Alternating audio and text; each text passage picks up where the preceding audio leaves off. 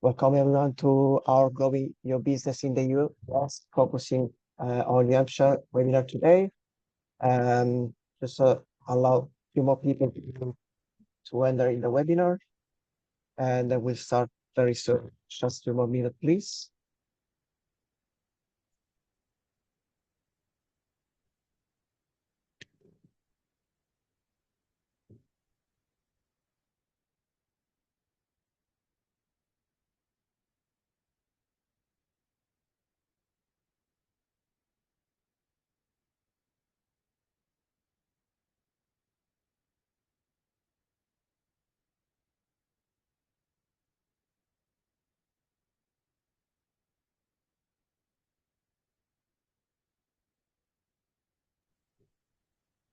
Okay, I think we can start.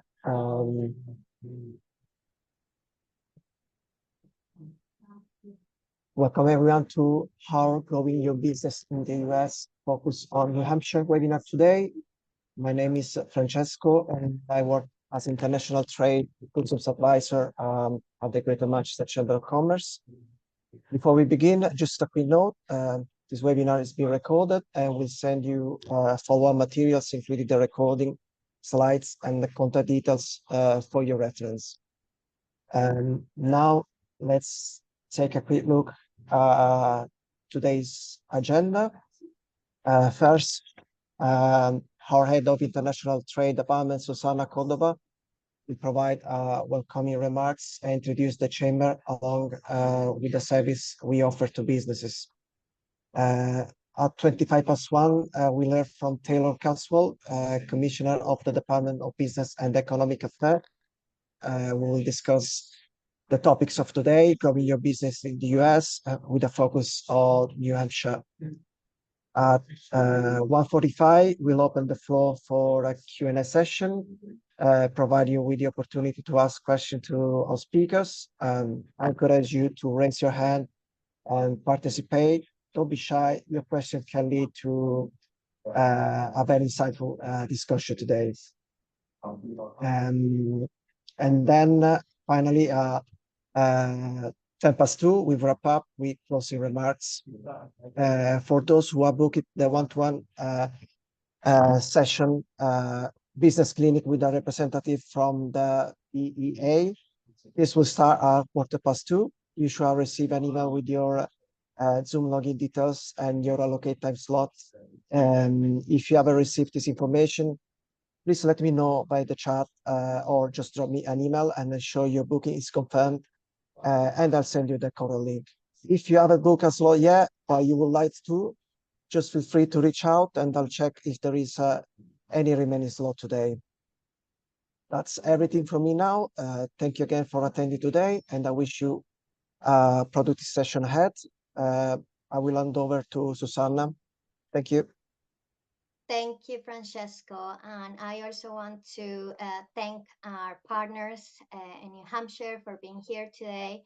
I think we've been planning this for a long time, and I trust this is the first of many activities and joint activities that we'll do together to continue promoting more trade and investment links amongst our regions.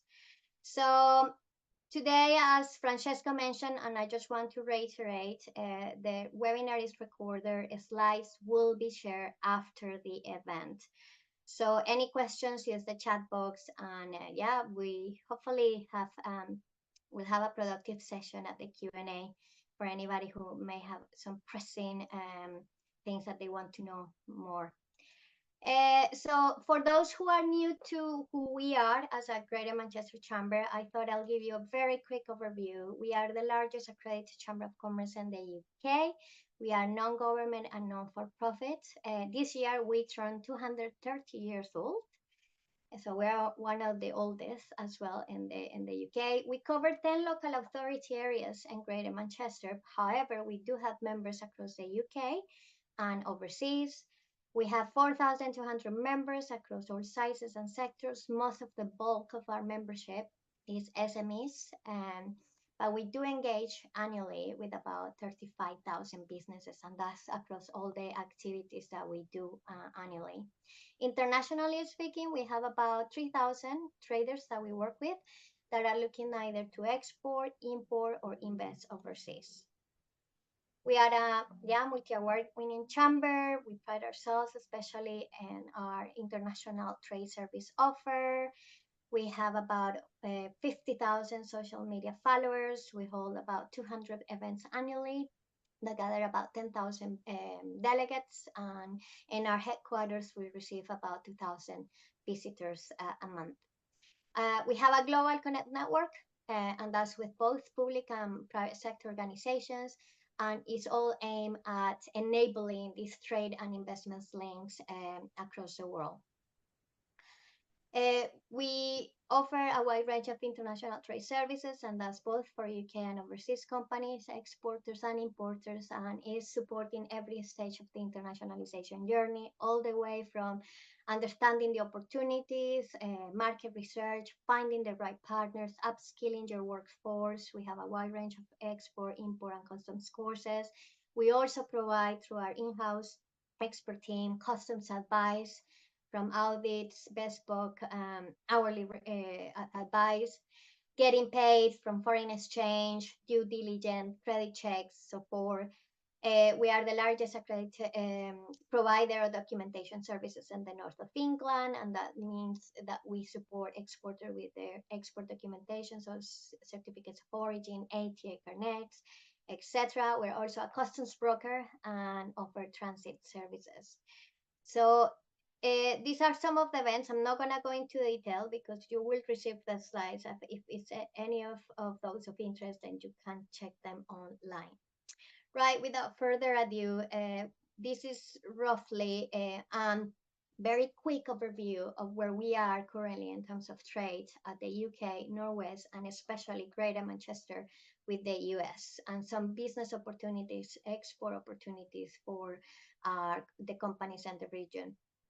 Unlike what happens with many of the trade that we have with other countries, our trade balance with the US is actually a positive one, exporting more than we import. And in 2023, our total trade reached 310.8 billion pounds. As you can see, both export and imports have seen a cumulative growth in the past 5 years of 34%.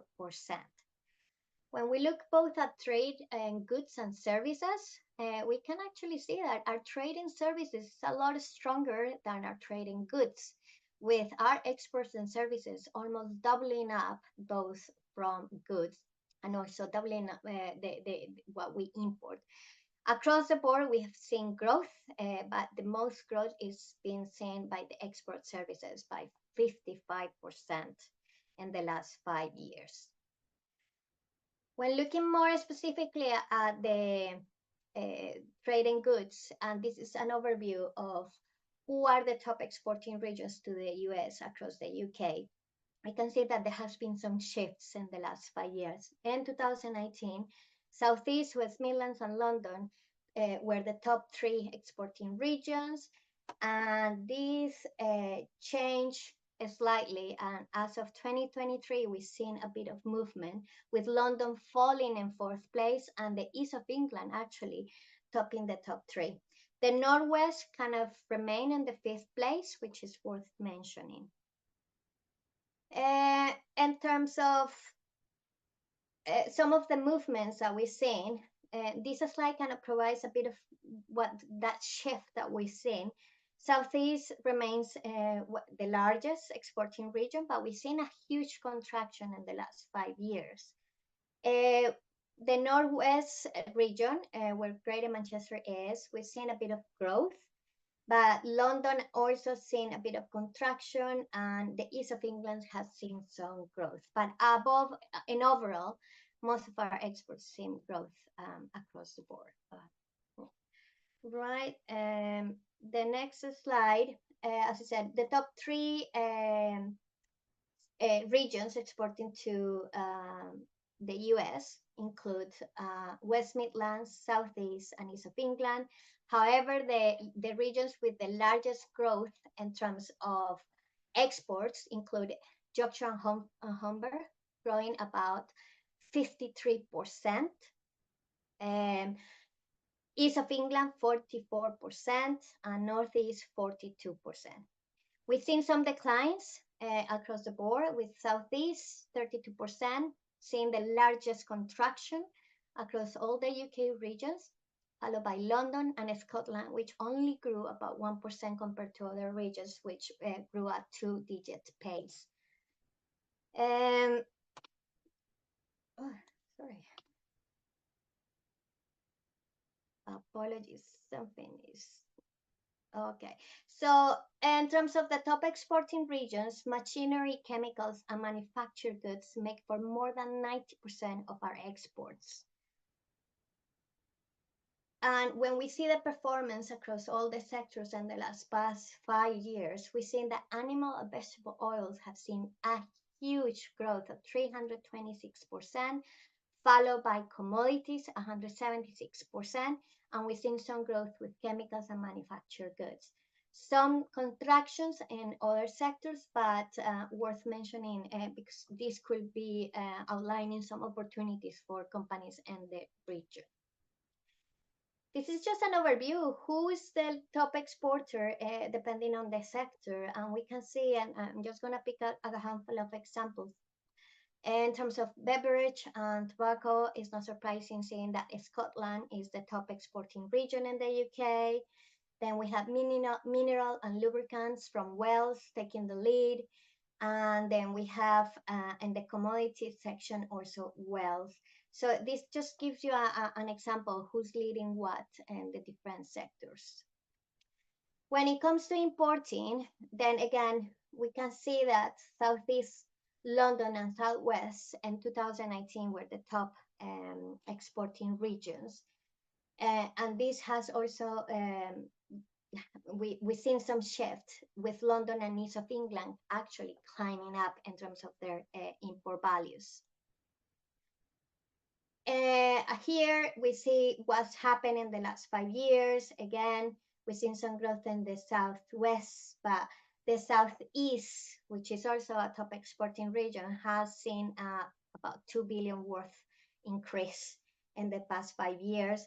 And overall, some growth. 23 seeing a bit of a dip compared to 22, as you've seen in the graph. The top importing regions are Southeast London and East of England as of 2023. The largest import growth seen by London, 126%, followed by Yorkshire and Humber and East of England. And some decline seen by the Northeast, West Midlands, and East of Midlands. The top importing sectors very similar to our exporting, with the exception of the mineral lubricants. We don't import as much manufactured goods, but these make nearly 80% of our total imports, those three sectors. In terms of growth, mineral lubricants have seen a huge growth of 215%, chemicals about 60%, and we've seen some contractions across the board in other sectors, as seen in the graph. Again, in terms of the importing regions, and I will take a step back on again, touching on the beverage and tobacco. For exports, Scotland takes the lead on exports, but for imports, London takes the lead. We also see that London takes the lead in terms of imports for mineral and lubricants, and we see that also in terms of animal and vegetable oils, Scotland is the primary importer in the UK. So where is our position in terms of supplying goods to the US? We're actually at 12th, and this is according as of 2023. We're the 12th largest supplying market for goods imported by the US. And I want to draw your attention to fellow European countries such as Italy and Ireland and Germany, which are ahead of the UK and have seen some significant growth, some growth compared to 2019. We're also seeing that Mexico now makes the largest import supplying market for the US, with China going into second place with a huge drop between 2022 and 2023. The UK has seen some growth. I think we're almost back to pre-pandemic or back to 2019 levels, but it just shows that we probably not doing as much as we could do in terms of increasing our trade with the US. In terms of the UK, the US actually our second largest partner for goods, as you can see in the graph, and there has been some huge growth since 2019, as we've seen in the previous slides. Probably some of this growth led by the likes of London and the southeast and east of England. Yeah. And now I look at the Northwest and the Greater Manchester region specifically. The Northwest region, we can see that the largest exporting sub-region in the Northwest is actually Cheshire, followed by Lancashire and then Greater Manchester. And total exports as of 2022, because data is a bit behind at the regional level, amount to about 4.6 billion, and this is goods only. We had over 5,500 traders in the region proactively exporting to the US. Now, when we see export values and compare them to the number of exporters, actually, the Greater Manchester region accounts for 38% of all the exporters in the Northwest, but yet we only contribute to 80% of the export values. So again, I believe that this showcases a bit of the untapped export potential in Greater Manchester for the US. In terms of imports, again, we do have a positive trade balance, but it's very close. Our imports amounted 4.2 billion in 2022, and we have over 6,700 traders proactively importing from the US. When we see and compare imports and exports, we can see actually in terms of imports, Greater Manchester is the leading importing region in the Northwest, accounting for 42% of the total imports, and also for 37% of the total traders importing from the US and the Northwest region. In terms of the performance, in terms of exports, we're seeing that with the exception of Merseyside, all of the sub-regions in the Northwest have experienced some growth in their exports to the US, even though Cumbria and Greater Manchester have seen a bit of contraction in the number of exporters. In terms of importers, with the exception of Lancashire, all of the regions experienced some growth, with Greater Manchester seeing the largest growth of about 164%. But Cumbria, Cheshire, and Greater Manchester saw some contractions, some declines in the number of traders importing from the US. In terms of the top exporting sectors for the Northwest, it's very clear that machinery takes the largest chunk of what we export to the US, followed by chemicals and manufactured goods. So very similar to what we do at the UK level. In terms of imports, as you can see, it slightly changed the things, with minerals and fuels making the most of what we import in the Northwest, followed by manufactured goods, chemicals, products. So now it's a bit of a look at the trade in services. And our top exporting sectors are other business services, which that includes research, professional consulting, accounting. That alone makes nearly 50% of our exports, but is followed by financial services and telecommunications, computer and information services. Those three alone make up for 73%. In terms of imports, very similar, with the exception of the travel. But other business services alone make for 50%, travel 13%, and 10% for financial services. All of those three almost making for 80% of the total imports. When we look at what has happened in terms of the past 5 years since 2019, growth both in export and imports, but we've seen a huge growth in services related to construction, manufacturing, insurance and pension, other business services, and telecommunication. I believe this also outlines some of those areas where Greater Manchester has some expertise and where we could be seeing further growth in our exports.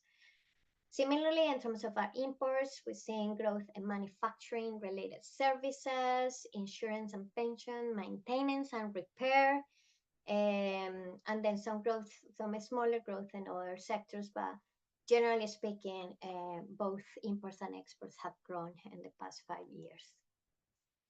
For the Northwest, we have a positive trade balance as well in terms of trade of services, with our exports amounting about 6.6 billion, whilst our imports about 2.7 billion.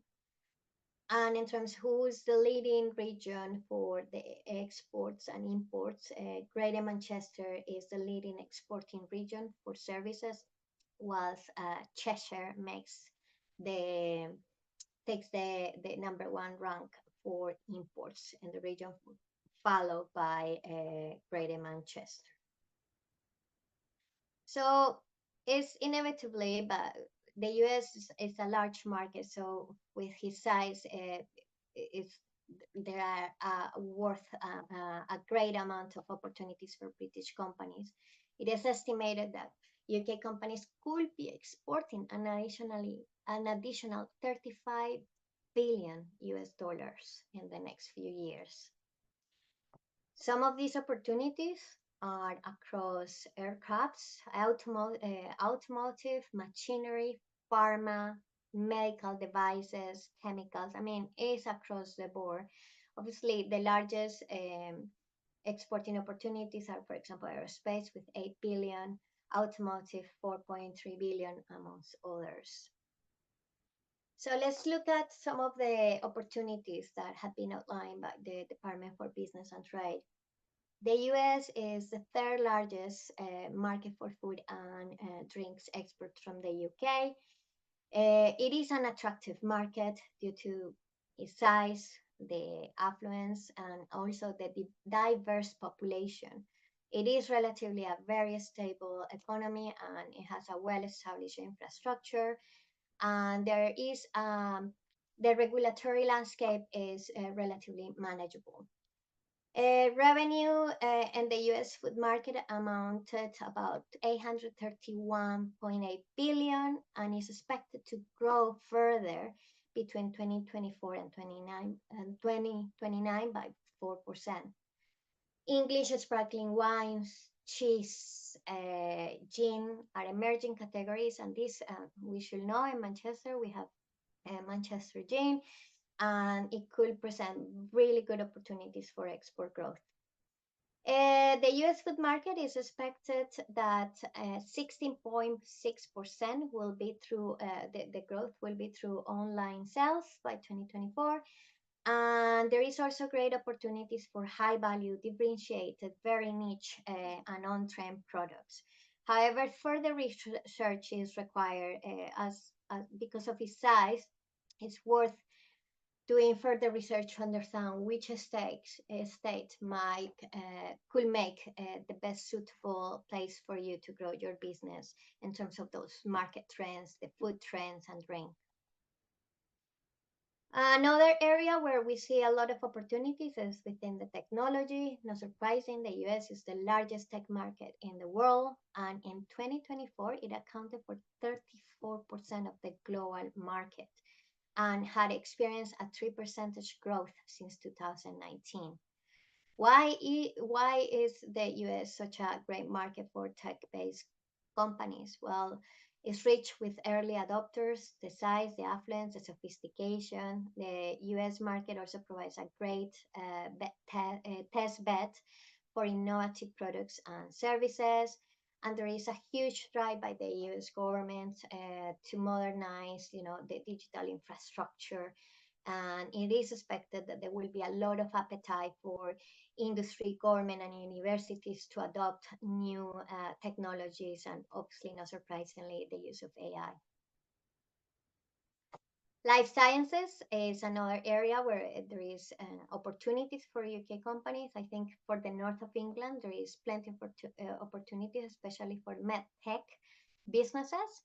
The US is by far one of the world's largest spenders on healthcare, medical products, healthcare research and development.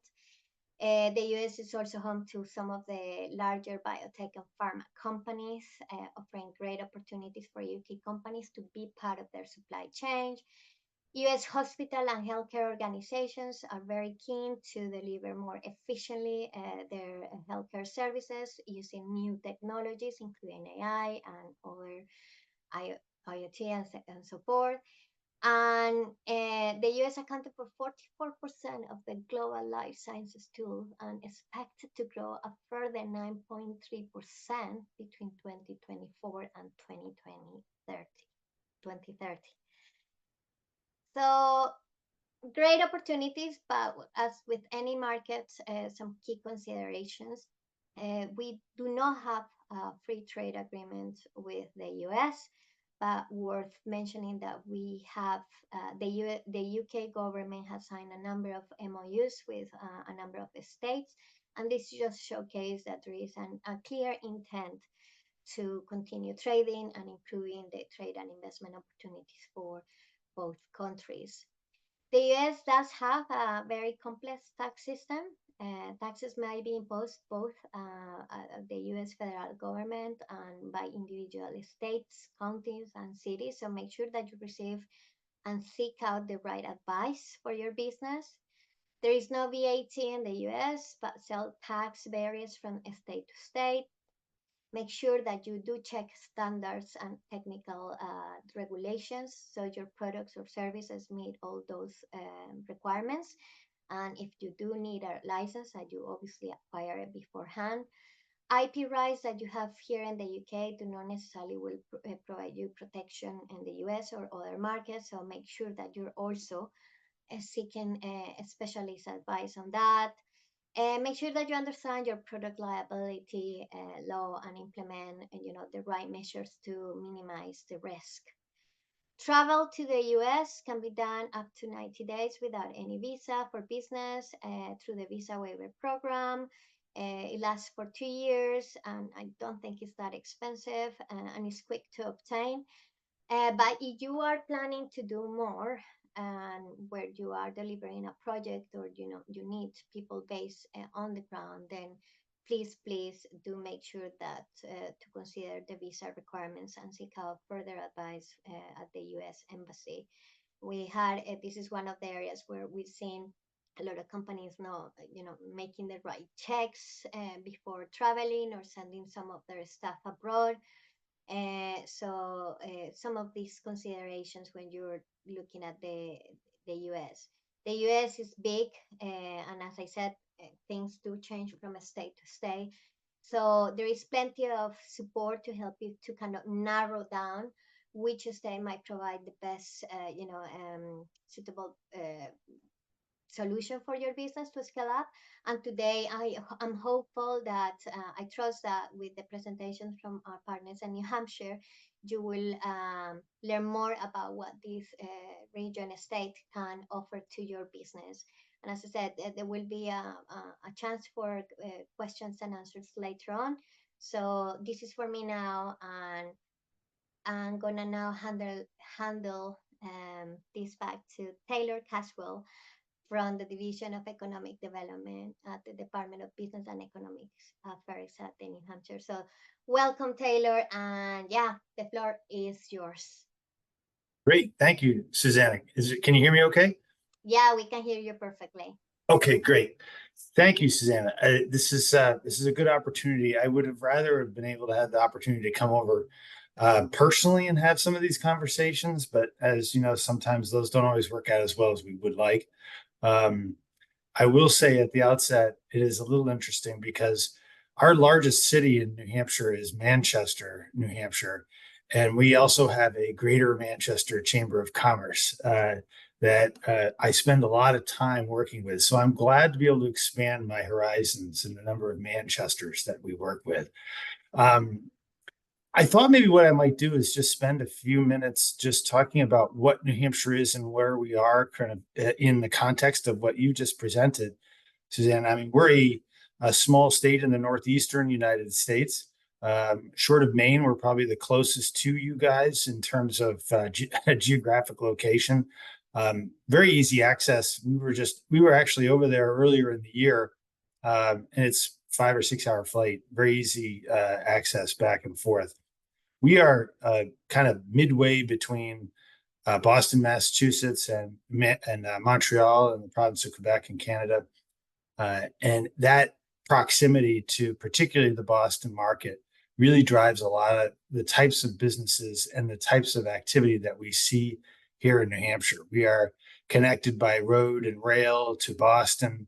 Boston, as you're familiar with, is a very significant tech center in the United States. And we are definitely seeing a lot of that activity. We kind of offer, I think, some unique components in the Northeastern United States that I'd like to point out for businesses, particularly that are interested in the U.S. market, but also interested in having some sort of location on the eastern side of the U.S. We're proximate to Boston and New York, and really up and down the East Coast. But because we're a little bit smaller, we're able to be a little bit more nimble and a little bit more of a open door, particularly to businesses that are looking for that entry point. And I would say probably, I typically refer to it as being a right size type of approach, where we do have our share of large companies here in New Hampshire, but kind of where we spend our time as a department is with businesses that kind of fall more into that small, medium, large type operation that is looking for that access, because that really fits the type of market and the type of system and economic system that we like to use here. What I think a lot of people think of, at least that are paying attention to the New Hampshire offering, is the fact that we don't have a sales or income tax in New Hampshire. And I like to lead with that because it's something that a lot of places, particularly when I go out of the country, find it difficult to believe, but it's true.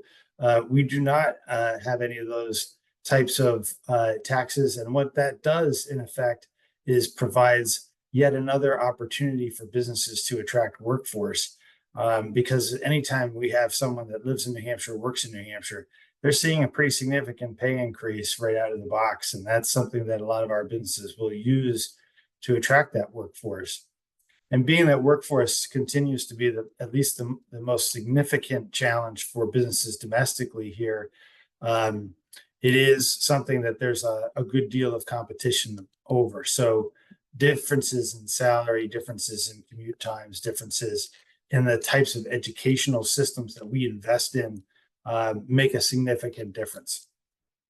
So on that, we have one of what we call the Ivy League schools in New Hampshire, Harvard, Cornell, Columbia. We have Dartmouth College in New Hampshire that we work with closely in developing resources, but also research and development, workforce opportunities, small business, entrepreneurial type of relationships. They have an incubator that we work closely with at Dartmouth. We also have our university system, the University of New Hampshire, which has several different iterations around the state. We align a lot of the work that we do regionally with businesses, with those academic institutions, because we definitely recognize the necessary integration between academic institutions and our economy, and particularly workforce and business development. As we see the throw off of a lot of those statistics that you showed, Susanna, in terms of the growth of tech and the growth of life science in particular, we definitely see that here in New Hampshire. Again, proximity to Boston, we're 30 miles. Our border is only 30 miles from downtown Boston. So that has definitely, as I mentioned, had a good deal of influence over our direction. But when you look at a percentage of the workforce that has a relationship with the high-tech sector in New Hampshire, we are now something like fourth or fifth largest workforce in that regard per capita of any state in the U.S. So it's definitely impacting our economy, and I think quite easily to the positive. One other attribute that we do see a lot of that is worth noting in a forum like this is that a lot of companies like to establish themselves, again, in this, I would say, in the tech area, in the Boston, downtown Boston, Cambridge area, in what we call like the Kendall Square downtown, which is where a lot of these famous high tech companies have launched from. They're maintaining a lot of those types of offices and some of their leadership and executive work down in that region. But when we start talking about building things or manufacturing or getting involved in next leveling the types of product and product distribution and logistics that they're looking to do, and New Hampshire becomes much more of an interesting opportunity for those companies, and that is definitely a trend that we have seen now over the last several years, really since COVID. I would also point out something that it sounds strange coming from a government guy, is that we have a very small government, largely as a result of very limited revenue because we don't have the sales or income tax. But that forces us to really have a much more, I would say, interactive relationship with our business community in New Hampshire. That manifests itself in the way that we will be at businesses. We have staff that are really not in the office that much, that are all around the state, working with businesses, helping them meet their needs, and doing it in, again, a very proactive and integrated way. It is something I think a lot of states like to talk about. And when we have the opportunity, which hopefully we will at some point, the best people to talk about this are the actual business owners themselves in New Hampshire. We have a good story of businesses that have located here and that stay here. And they stay here despite what I like to say is the siren song of a lot of other states that toss around cash incentives and tax benefits and lower costs on this or lower costs on that. Despite that, we retain a lot of businesses that locate here. And so I like to lean on that as the evidence of the economy here and how vibrant and how it is I think, a fairly unique offering in the Northeast. And they stay. And that's about as good of an evidence as I can come up with. And someday, hopefully, we'll have the opportunity to come across with some of those businesses who can speak a little bit more about exactly why and what they sort of see from their perspective in the New Hampshire environment. But it's a combination of the things that I've just sort of laid out here today. The last thing that I'll really mention, and I really would prefer to be able to have some time for any conversation or questions you might have. We have some staff with us here today. But the last thing really is around our quality of life. And again, this speaks to the workforce issue, speaks to the fact that we recognize that we are in a constant competition for that workforce. We have some fairly beautiful and majestic mountains here at the northern end of the Appalachian mountain range in the eastern United States. We are, in fact, in the midst of our fall foliage season, which is one of our busiest seasons. The sides of our mountains are turning a multitude of different colors as we speak. And it is something that really attracts a lot of people. And once they come here and they see the types of communities that we have and the lifestyle and the economy and the proximity to urban areas or the proximity to the natural areas, we make a fairly compelling case to a lot of those individuals. And we use our popularity on the tourism side of our equation to our advantage from an economic standpoint. We don't bifurcate the two issues into two separate industries that never the two shall meet. They are very much the tip of the spear of the way that we operate and attract business and investment and workforce to New Hampshire, because we recognize that is probably our biggest weapon in that competition. So that's something that we've grown over the last several years, and we can definitely speak to the success of that initiative. We've seen increases in our net migration, more people coming into New Hampshire than leaving, understanding that is a dynamic that is different than what we have seen over the last decade or two in the northeastern U.S. as the South and the Southwest continue to be popular with a lot of people. we are dragging a lot of that back. And I think there's a lot of reasons why that might be the case. But again, I think the combination of our willingness to do that integration of our tourism and our business recruitment and workforce recruitment activities is showing benefit, and we're doing it ultimately for our employer community and giving them access to that highly qualified workforce that they need to continue to grow. So that's really our sort of high level overview. Susanna, I probably didn't use the entire time that you had accommodated for me, but I'm more than happy to engage in any conversation with anybody and really sort of treat this as an opening communication, and hopeful for some continued ongoing conversation over the coming months and years. I think you're muted, You Susanna. mute, Susanna. It happens at least once in a webinar, doesn't it? Somebody keeps on muting and talking. Anyway, thank you so much, Taylor, for that. And I think we do have some, Francesco, I'm gonna leave because there is a lot of background noise on your end. Okay, no problem. Sure, we have a question in the Q&A. Adam, I'm not sure if you happy to answer. Is there any market potential for food, in particular for Hamden Snacks or for the UK business to export in the US? And then I'll carry out with some other question we have. Thank you.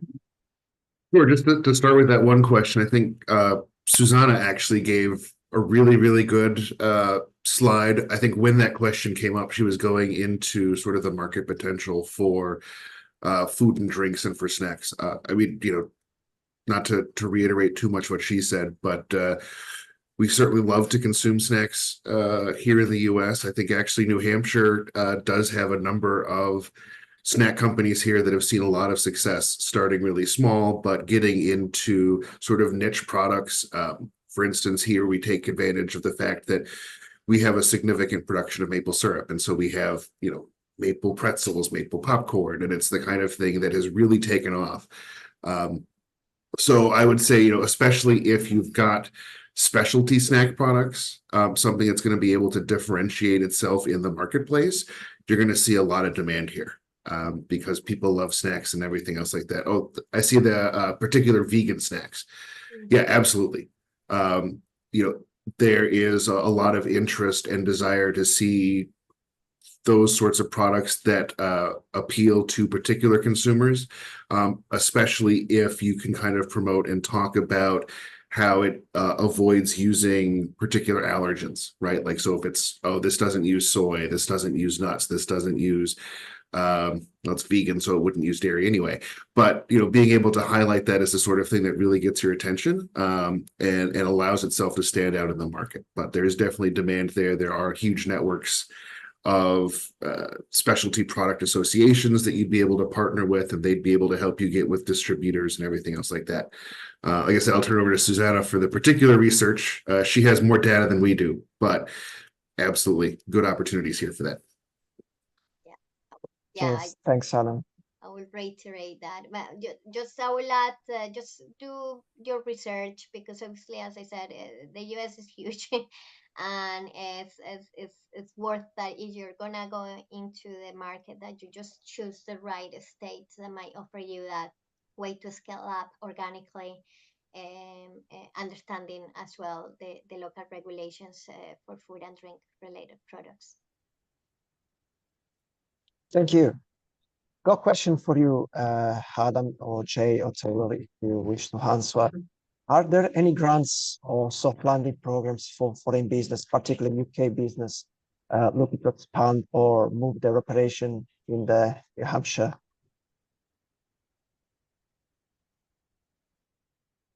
Oh, I was going to see if Taylor wanted to take that first, but I mean, I think it kind of goes back to what he mentioned in terms of our state having a very collaborative relationship with our partners.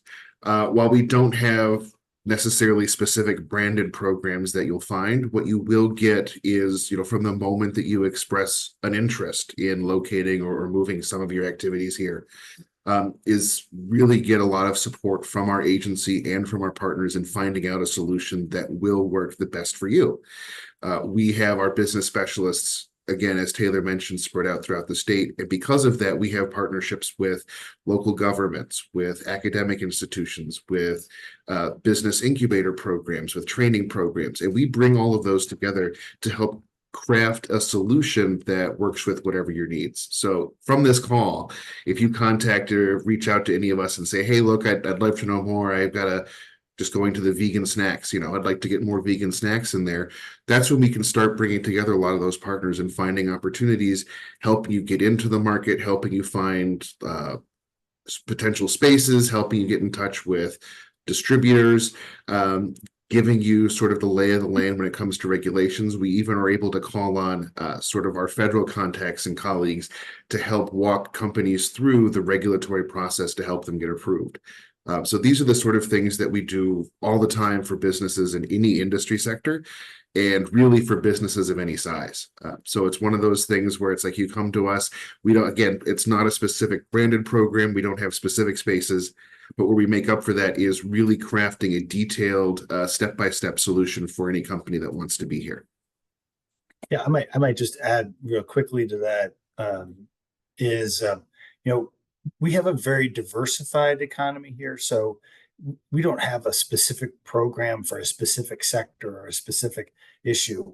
We talk a lot about tech and life science because those are areas that we're seeing a lot of positive trends and growth. And from our standpoint, a lot of opportunity. But at the same time, we recognize that we have a lot of inherent businesses here in New Hampshire that are not in those sectors. And so we and our legislature that really defines a lot of those types of programs are very cognizant of the fact that we need to be able to provide services to all types of businesses in the state. And we do that rather than, in many instances, a cash payment, and then you never hear from us again. Thank you both, Taylor, Adam. We got more questions. I understand that these are like personalized question for each sector. One is regarding health. Well, a couple of those are regarding the healthcare sector. What are the opportunity, in particular for recruitment or healthcare and for safety consultancy services? We also have another question for medical equipment and IT sector as well. Would you like to provide an overview about this sector? If there are, what are the opportunities and what are the possibility for these companies to expand or move their operation in New Hampshire?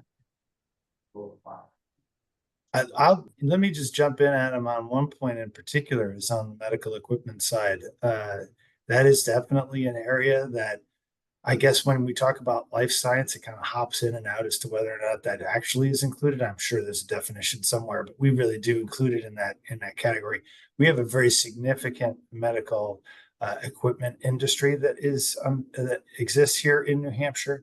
Again, I think speaking to that ability to find space to be able to actually construct and manufacture, and the resources and the workforce that go with that.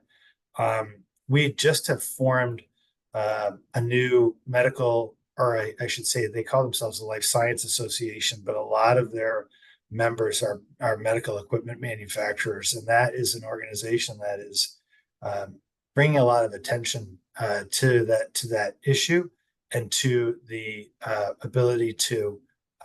I would talk mostly about the workforce development component of the work that we do in that space, but that is definitely a growth area, and it's been here for quite some time.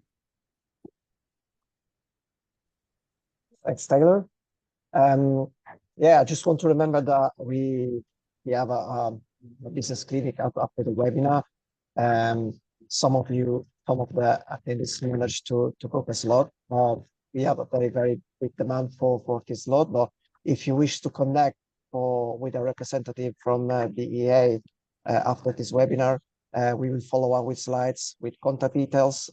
If you want to address your query to Adam or Jay afterwards, or if you need for more information, just drop me an email. I'll be happy to connect with Adam or Jay afterwards.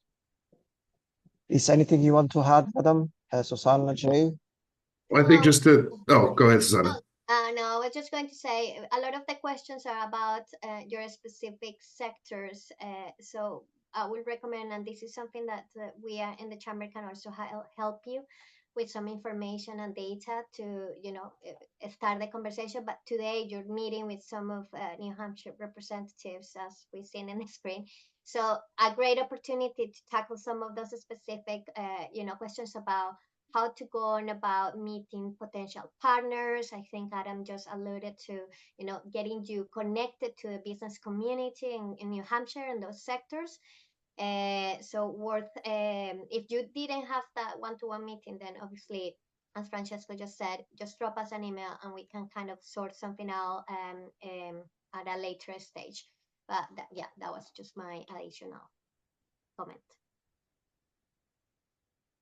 Anything else?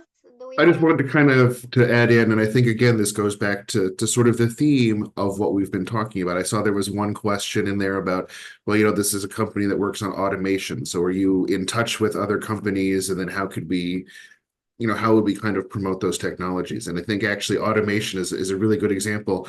The commissioner sort of helped with and really triumphed a company that moved their US headquarters here that's involved in sort of automation of warehousing. And these are the kind of things where we'll work with those companies to, again, find a solution that works with them.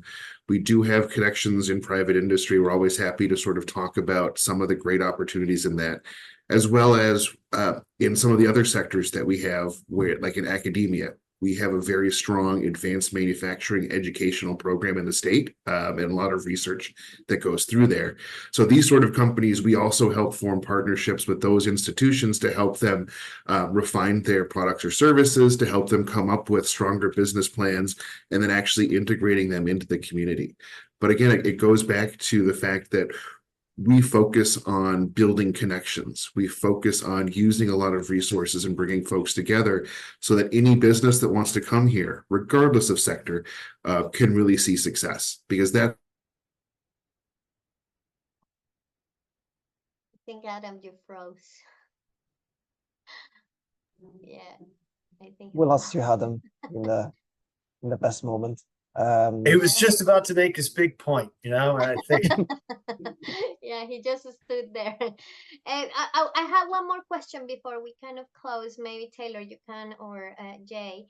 You mentioned some incubation hubs at the universities. And my question was, do you have to be a New Hampshire-based company in order to be able to be part of the incubation community and access some of that tech, support that you might have available through your different networks and the ecosystem? No, in fact, we are often, and when if we had more time to talk, face to face, we would definitely get into that. We are very supportive of the research work that our academic institutions engage in, and they are always looking for more relationships, either with private industry or with other academic institutions, as part of a very large overview, approach to our international work.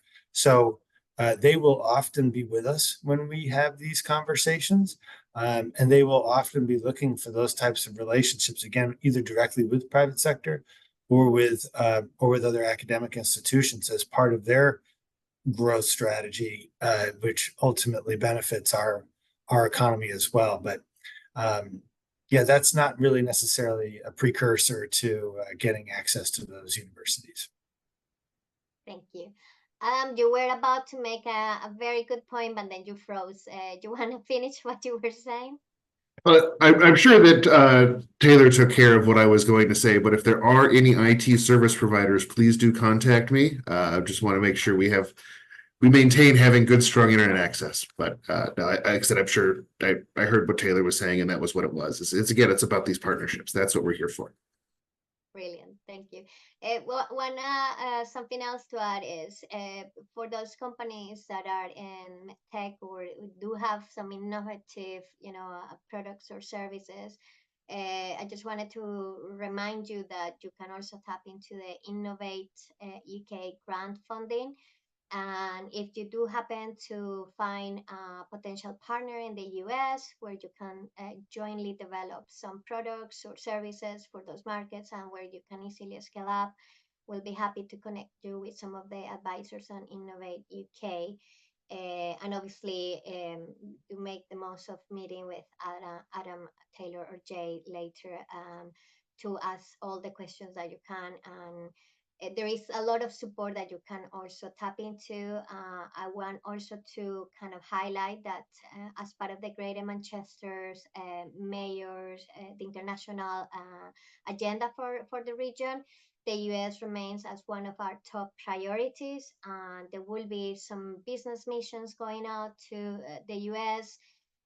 For those that are in the MedTech, I also want to remind you that the Chamber has a partnership with MedLink, and they're doing plenty of, supporting businesses that are exhibiting overseas and wanting to meet with those with potential partners. So we're happy to kind of introduce you with some of these partners. So yeah, that's it from our side. Is there any more questions, Francesco, that we might have missed or popped into our? No, at this stage, no. Right. If you go any further question, well, now is your time. Otherwise, we can go ahead and wrapping up. Right. Um, We're just so before we whilst I do a bit of closing remarks, if we can kindly ask you to provide us some feedback on today's session, it will mean a lot to us so we can improve in the future. So Francesco, you can launch the survey. Otherwise, we'll send you and anyways the slides, and hopefully you can also complete it online. I just want to say a huge thank you to Taylor, Jay, and Adam for being here today. I think it's a great opportunity, a great start for what I hope is an ongoing relationship and where we can help our businesses to do more with each other, whether export or investment, whatever makes sense for them to scale up. So thank you for your time. I hope if nobody has any more questions, you found the session useful. Don't forget that there is plenty of support both in the UK and overseas with our partners as they are here today to help you navigate the what might seem very complicated, but I think as soon as you start talking and discussing your plans for growth, you're gonna see the amount of support that you're gonna get in market. So yeah, that's it from us. Thank you so much for giving us your feedback. We appreciate it deeply, and I think some of you will have your first meetings are 2:15. yeah, we have Okay. a busy schedule ahead, so let's speak we start at 2:15. If you didn't manage to book a slot, that's completely fine.